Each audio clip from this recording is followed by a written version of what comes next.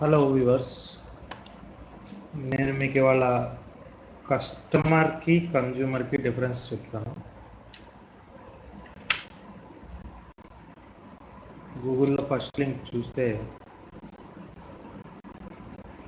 ఒక comparison chart ఉంటుంది. బేసికల్గా కస్టమర్ అంటే పర్చేజ్ ఆఫ్ గూడ్స్ ఆర్ సర్వీసెస్ని కస్టమర్ అంటాం. కన్జ్యూమర్ అంటే end user of goods or services is known as consumer. Resale point of వ్యూలో కస్టమర్ అనేవాడు కొంటాడు, తిరిగి అమ్ముకోగలడు. కానీ కన్జ్యూమర్ అలా చేయలేడు.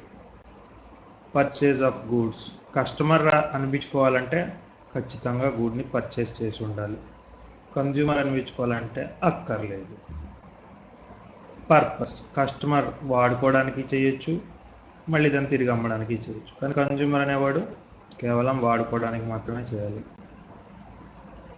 Price of the product or service, దీన్ని కస్టమరే పే చేయాలి, కన్జ్యూమర్ పే చేయక్కర్లేదు. పర్సన్, ఇండివిజువల్ కానీ ఆర్గనైజేషన్ కానీ కస్టమర్ అవుద్ది. కానీ consumer individual or a family member or a group of people మాత్రమే అవుద్ది. Thank you.